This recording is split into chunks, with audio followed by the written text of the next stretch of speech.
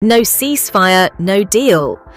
What summit means for Trump, Putin, and Ukraine US President Donald Trump and his Russian counterpart, Vladimir Putin, have left Alaska without reaching an agreement for a ceasefire in Ukraine.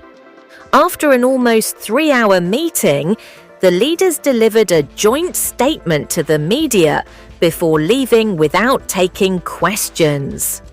3 BBC correspondents who are in Anchorage for the summit assess what it means for the US and Russian leaders, as well as what happens next in the war in Ukraine.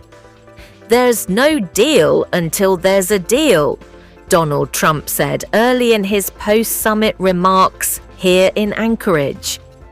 It was a roundabout way of conceding that after several hours of talks, there's no deal, no ceasefire, nothing tangible to report. The president said that he and Vladimir Putin made some great progress, but with little details about what that might be, it's left to the world's imagination. "We didn't get there," he later said, before exiting the room without taking any questions from the hundreds of gathered reporters.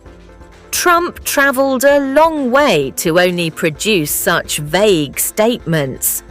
Even if America's European allies and Ukrainian officials may be relieved he did not offer unilateral concessions or agreements that could have undermined future negotiations.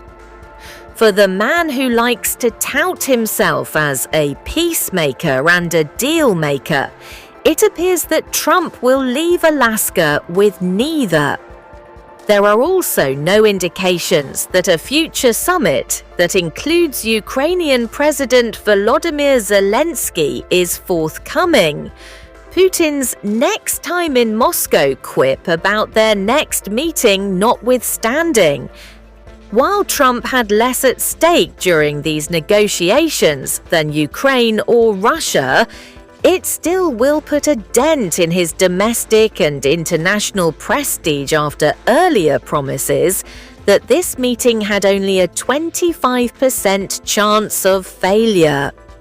What's more, the president had to suffer the apparent indignity of standing silent as Putin started off the press conference that wasn't with extensive opening remarks. It was a marked difference than the normal routine in the Oval Office, when the US president typically holds court, while his foreign counterpart looks on without comment. While Alaska is American territory, Putin seemed more at home in what his officials like to note was once Russian America, before its 19th century sale to the US. That may eat at the American president over the coming days, as will press coverage that will present this summit as a flop. The big question now, one reporters were unable to ask on Friday, is whether Trump will decide to impose his much-threatened new sanctions on Russia as punishment.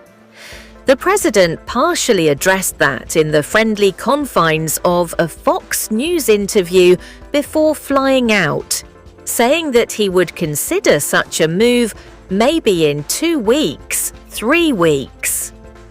But given the president promised severe consequences if Russia did not move towards a ceasefire, such an unspecific answer may prompt more questions than it answers.